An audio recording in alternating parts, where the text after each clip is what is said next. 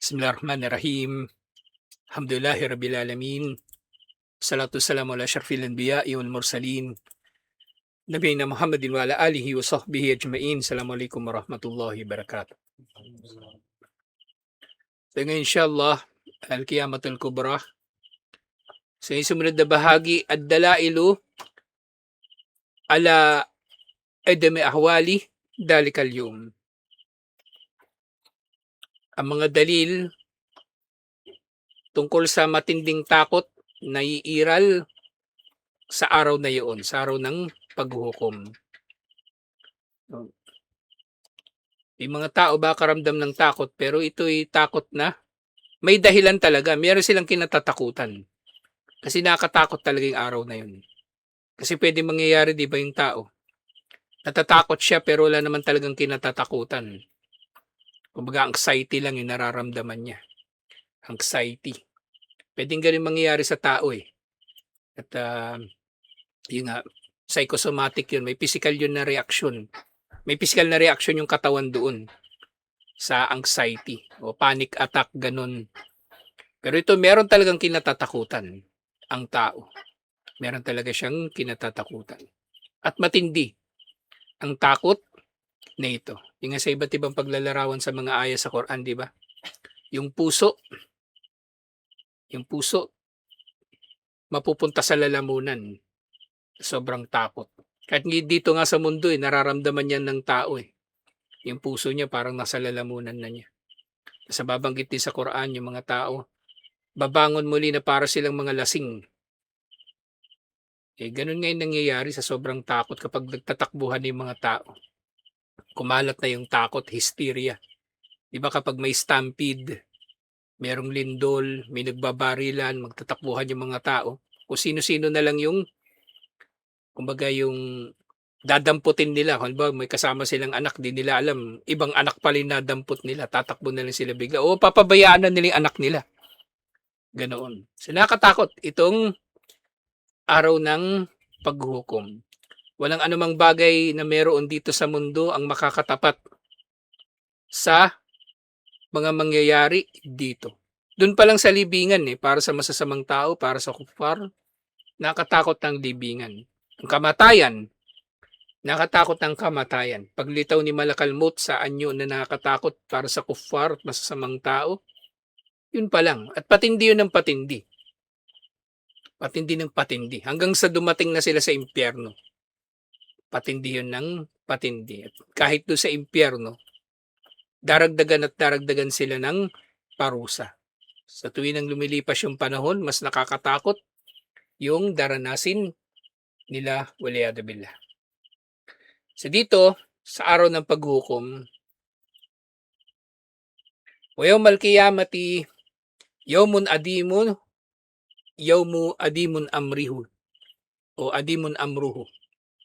Ang araw ng paghukom may araw na matindi ang mga mangyayari dito. Syadidun hawluhu. Matindi ang takot na iiral dito. La yulakil ibadu mitluhu. Walang mararanasan ang mga alipin ni Allah na katulad nito sa araw ng paghukom. Kahit ano pa yung pinakanakatakot na mararanasan ng tao dito sa mundo, hindi yun makakatapat sa anumang mangyayari na nakakatakot doon sa kabilang buhay. Walang napanood ang tao na nakakatakot na horror o wala siyang nakaharap na masamang tao na makakatapat man lang sa mga mangyayari sa araw ng paghukom pagdating sa mga takot dito. Wa yadullu ala idami hawlihi umurun. At dalil sa pagiging matindi ng araw na ito ang ilang mga bagay.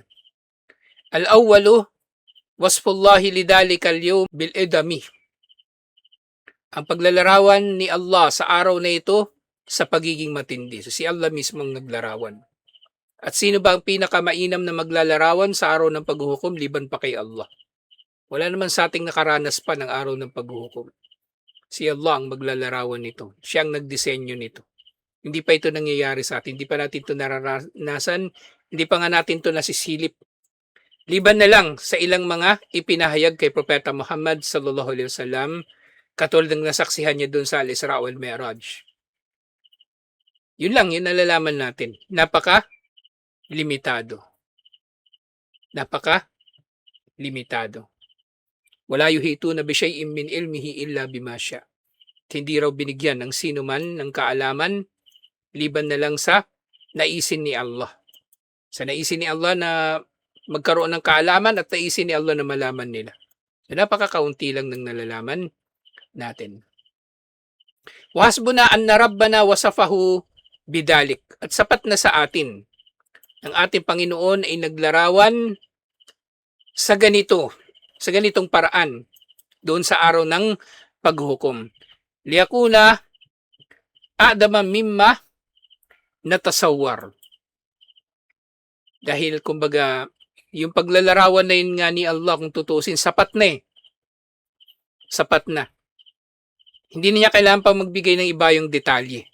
Kumbaga, sapat na yung inilarawan ni Allah na ilang mga salita sa Quran at sa mga hadith kung ano ang mangyayari sa araw ng paghukom. Para sa tao na nakatitiyak, para sa mananampalataya, sapat na ang mga ito na paglalarawan ni Allah. Actually, mas matindi nga ito eh, kaya kung ihahambing sa Biblia wala talagang paglalarawan tungkol sa araw ng paghukom katulad ng nauna na nating natalakay. Walang halos natalakay doon. Kung ano mangyayari sa araw ng paghukom. Paano ang pagkabuhay muli? Paano ang pagtutuos? Paano ang pagpasok ng tao sa paraiso at impyerno?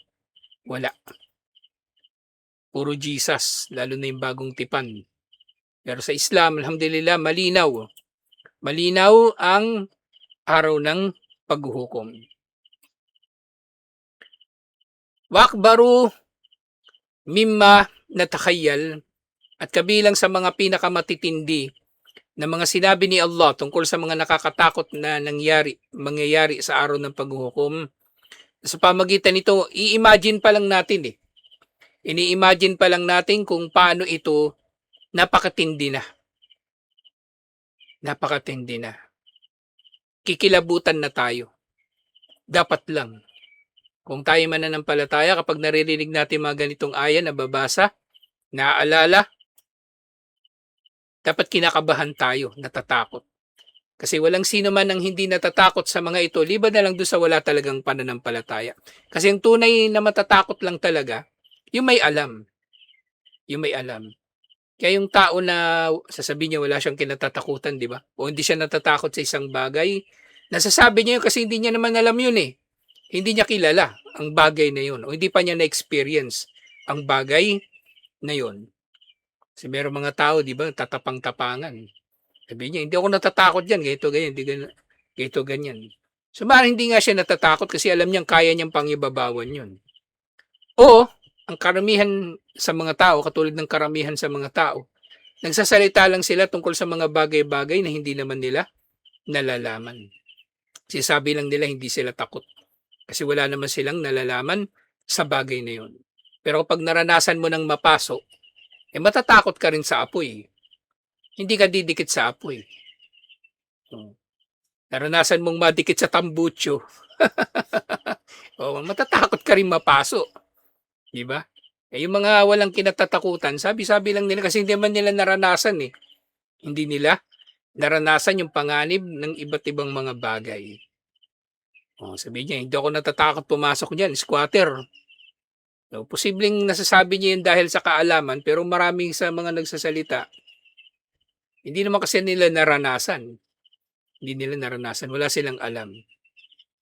Kaya nga sinabi ni Allah, kabilang sa mga matitinding paglalarawan sa araw ng paghuhukom tungkol sa mga nakakatakot na mga bagay dito. Ala tadunnu ulaika annahum mab'uthun liyawmin adhim yawma yaqumun nasu lirabbil alamin. Suratul Mutaffifin ito. Hindi ba nila pinaniniwalaan na sila ay mab'uthun, na sila ay bubuhaying muli sa yawmun adhim, araw na matindi? Sing adim kasi, adim na maaring maintindihan natin na dakila. Katulad ng pangalan ni Allah, di ba? Abdul Adim. Pangalan ng tao Abdul Adim, pangalan ng o alipin, pangalan niya ibig sabihin alipin ng dakila. Pero adim sa kahulugan din na matindi. Matindi, walang makakatapat. Seryoso, hindi biro. Yun yung konsepto dito, konteksto dito ng Yawmun Adim. Inilarawan ni Allah, tinawag ni Allah ang araw ng paghuhukom bilang Yawmun Adim. At dito nga, araw ito na matindi, na araw na tatayo ang mga tao sa harap ng Panginoon ng mga nilikha. So yung mga tao kapag pinatawag, di ba? Kahit dito sa dunya, pinatawag sila ng amo, pinatawag ng boss. Di ba sa JNT, di ba? Papatawag kayo lahat ng boss. Ako pagka ganyan, ayaw ko yung mga meeting eh. Lalo na papatawag kayo lahat. Kasi isa lang ibig sabihin yan eh. May problema. May problema. May mangyayari. Papatawag kayo lahat. Okay, pag narcissist pa yung boss nyo, ano yung power tripping yun. Gagawin na kung ano-anong para feeling niya makapangyarihan siya. Eh si Allah, makapangyarihan talaga.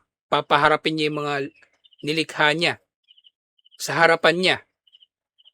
At alamin nga tinawag dito, Rabbul Alamin. So ibig sabihin, doon sa araw ng paghuhukom, kasama nating nakatayo yung mga engkanto. At ang mga bagay-bagay nga na nalilingid, katulad ng nauna na nating natalakay, hindi natin nakikita. Pero makikita na natin sa araw ng paghuhukom.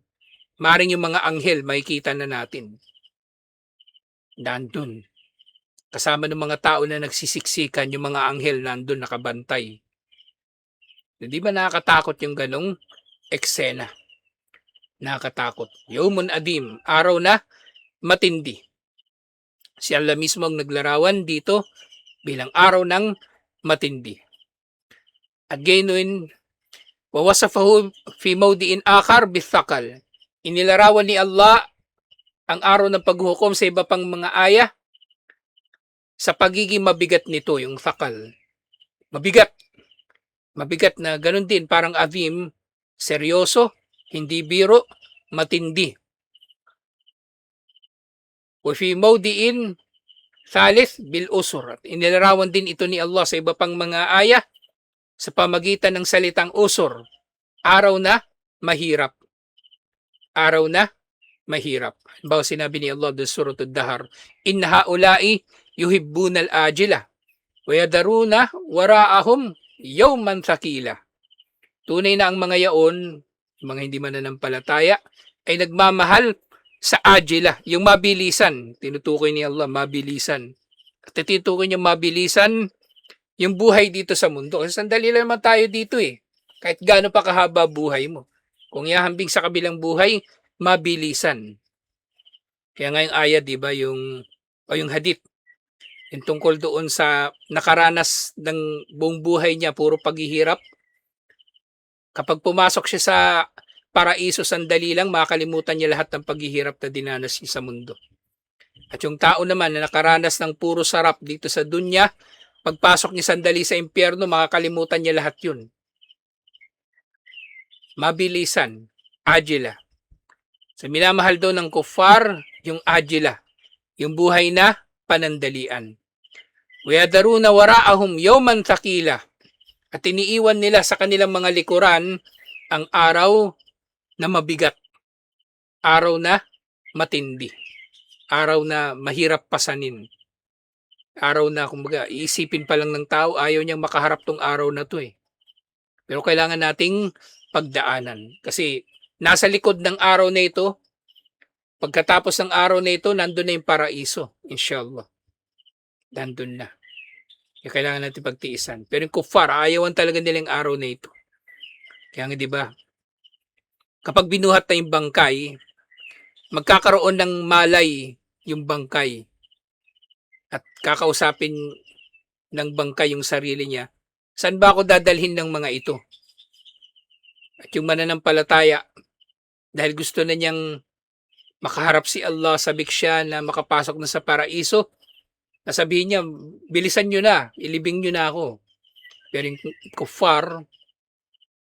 kuffar, sasabihin niya, yaway laha ay natadhabu na biha.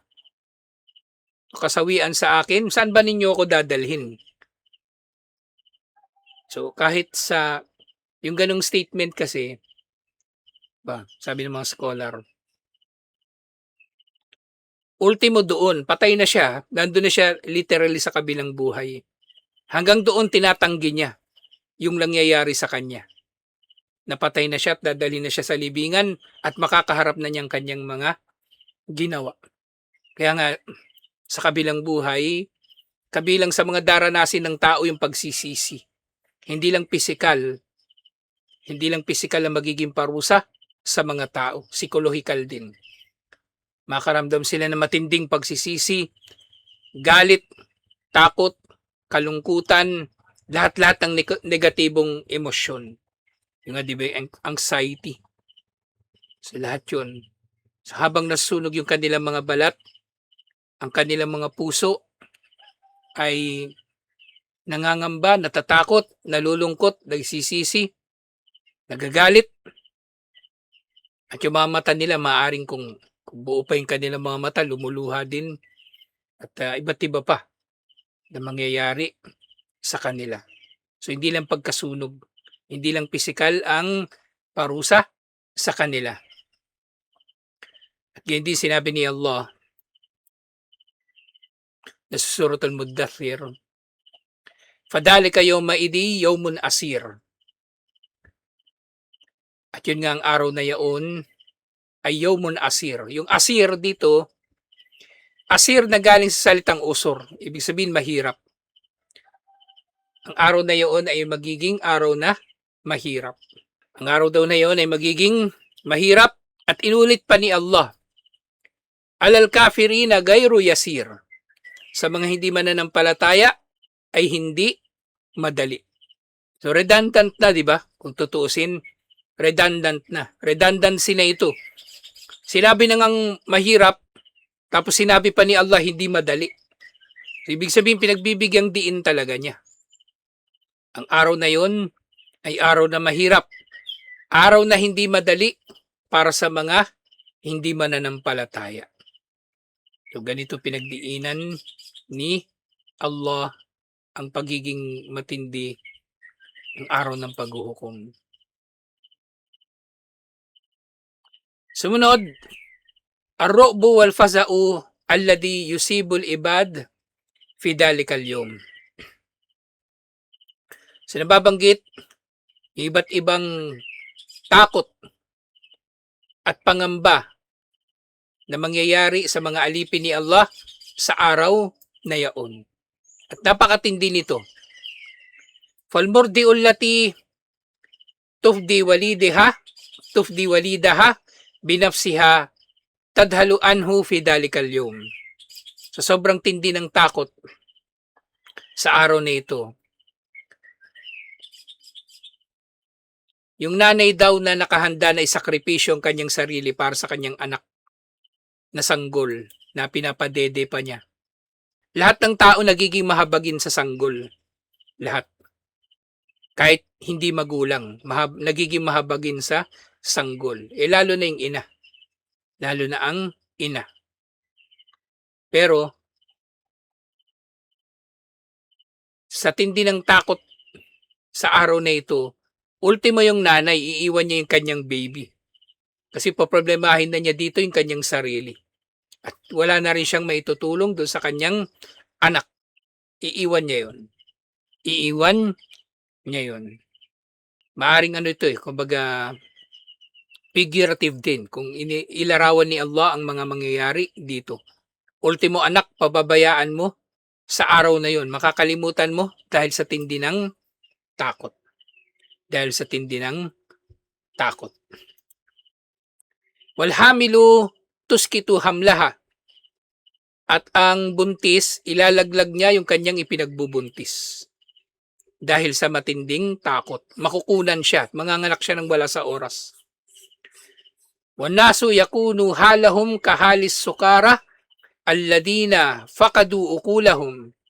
At ang mga tao sa araw na yaon ang kanilang kalagayan ay magiging katulad ng mga lasing na naglaho na ang kanilang pag-iisip. Wala na sila sa matinong pag-iisip. Kung saan-saan na lang sila pupunta. Kung saan-saan na lang sila tatakbo. Kung ano-ano na lang kanilang sinasabi. Kung ano-ano na lang kanilang ginagawa. Hindi na normal. Hindi na normal. Dahil sa matinding takot. Yung sinabi ni Allah sa Suratul Hajj, Ya ayuhan nasu ttaqu rabbakum. Ang mga tao, katakutan ninyo ang inyong Panginoon. Inna zalzalatas saati syai'un adhim. Tunay na ang pagyanig sa araw ng paghuhukom ay isang bagay na matindi. Yawma tarawnaha tadhalu kullu murdi'atin amma arda'at. Sa araw na yon, makikita mo ang bawat nanay na nagpapadede na makakalimutan niya yung baby na kanyang pinapadede. Ilalaglag niya yun, bibitawan niya yun, kumbaga. Bibitawan niya. Watada'u kullu dhati hamlin hamlaha. At ang bawat buntis ay manganganak nang wala sa oras. Manganganak siya bigla. Wataran na sa sukara wa mahum bisukara. At makikita mo ang mga tao na parang mga lasing. Pero hindi naman talaga sila mga lasing. Walakin na adaballahi syadidun. Hindi sila mga lasing. Subalit ang parusa nga ni Allah ay matindi. At ito yung magiging unang reaksyon ng mga tao kapag nabalitaan pa lang nila yung parusa ni Allah.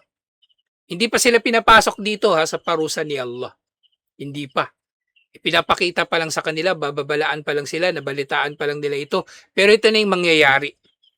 Ito na yung mangyayari. Lalo na pagka nandun na sila mismo sa impyerno. Mas matindi ang mangyayari sa kanila. Walishiddatil haul tashkusu absarud dalama fi dalikal yawm. At sa matinding takot sa araw na yaon, yung mga mata daw ng mga mapang-api sa araw na yaon, fala tatruf li shiddatir ra'ab.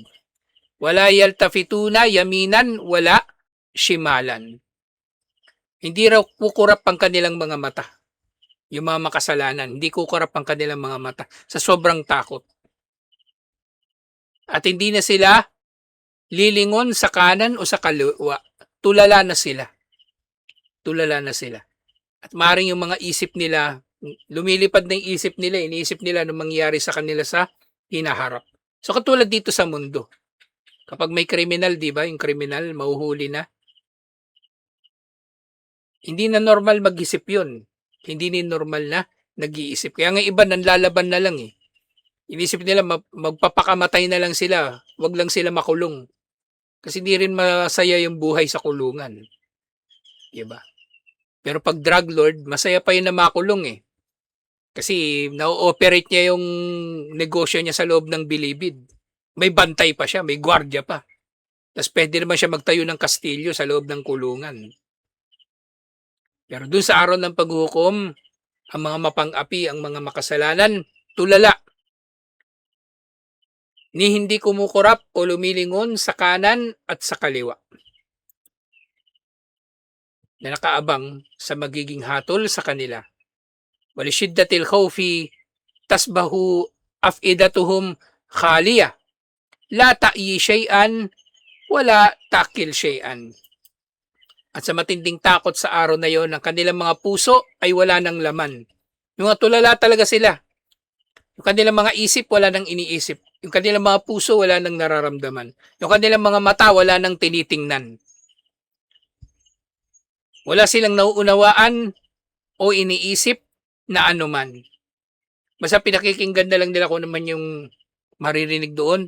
Tinitingnan nila kung naman yung nakikita doon. Pero kumbaga yung iba yung pansin na binibigay ng normal na tao, wala na sa kanila. Kaya sinabi ni Allah, na nakakatakot isipin itong mga ito eh. Kung dito sa dunya ito mangyayari, nakakatakot na. Paano pa kaya sa araw ng paghukom? Doon Surah Ibrahim, wala tahsabanna Allaha gafilan amma ya'malu dhalimun. Huwag mo nga akalain, huwag mo nga akalain na si Allah ay nalilingat sa ginagawa ng mga mapang-api. Alam ni Allah yung lahat. So yung mapang-api, di ba, pwedeng maililihim niya yung ginagawa niya. O sukdulan na hindi siya makikilala ng mga tao. Hindi siya mabubuking sa kanyang kasamaan. Kasi magaling siya magkubli ng kanyang kasamaan. Hindi siya makukulong, hindi siya mahatulan. Pero wag kang mag-aakala na si Allah ay nalilingat. Na si Allah ay walang nalalaman tungkol sa ginagawa ng mga mapang-api. Alam ni Allah ang lahat. At kaya lamang nangyayari ito. Di ba iniisip ng tao? Ang tagal naman dumating ng parusa ni Allah dyan sa tao na yan na mapang-api. So wag daw natin iisipin na ganun. Huwag natin nakakalain na nalilingat si Allah at wala siyang ginagawa. Ang mga ganung bagay nangyayari, matagal dumating ang parusa sa mapang-api. Ito ang dahilan. Innama yuakhiruhum liyawmin tashkasu fihi al-absar. Tunay na pinalulugitan lamang sila ni Allah. Yuakhiruhum. Para sa araw, pinalulugitan lamang sila ni Allah sa araw na ang mga mata ay matutulala. Tititig, nakadilat na lamang dahil sa matinding takot. Nangyari nga talaga to. Yung mga natotrauma, yung mga may PTSD, post-traumatic stress disorder, di ba? Lalo na nangyari ito sa mga dating sundalo, tawag nila dito war shock o shell shock. Marami sa kanila natutulala bigla, nakatitig sa malayo, hindi kumukurap, hindi nagsasalita, walang emosyon, kausap mo hindi sumasagot. May mga ganyan pa nga naglalakad, biglang titigil, nakatitig lang sa malayo. Kasi naalala nila yung nangyari nung nakaraan. Paano pa kaya ito? Ang inaalala mo yung nangyayari ngayon at yung mangyayari pa sa hinaharap na mas matindi. Yung ang tao, ligtas na siya yung may PTSD, ligtas na siya. Pero natutulala pa rin siya. Kapag naaalala niya, naaalala pa lang niya yun. Paano pa ito? Hindi niya ito naaalala lang. Nangyayari ito sa kanya sa kasalukuyan at titindi pa ang mangyayari sa hinaharap. Muhtiina mukni'i ru'usihim la yartaddu ilayhim tarfuhum wa afidatuhum hawa. Yung kanilang mga mata daw ay tulala. Nakatitig lang sa kung saan. At ang kanilang mga leeg ay kasi nakatulala sila na parang may tinitingnan. So yung leeg nila nakaangat talaga. Tapos habang tinutulak sila papunta sa kung saan man sila itutulak sa araw ng paghuhukom. So yung kanilang mga leeg daw ay nakataas. At gayon din yung kanilang mga ulo. Nakatingin pa taas. Pero lakad lang sila ng lakad o kung ano man yung pinapagawa sa kanila, saan man sila itutulak, susunod lang sila. Pero hindi sila kumukurap. Hindi sila kumukurap. At ang kanilang mga puso daw ay walang laman. Dahil wala na itong iniisip. Nasa kalagayan pa siya ng ng disbelief. Hindi pa niya matanggap yung nangyayari. Na eventually mapaparusahan na pala siya. Waliyadu billah. So ito yung ilan pa lang ito sa mga paglalarawan ni Allah kung gaano katindi ang araw ng paghukom. At marami pa na serye ng mga aya na nababanggit dito. Alhamdulillah na tutuloy natin next week. Inshallah. Assalamualaikum warahmatullahi wabarakatuh.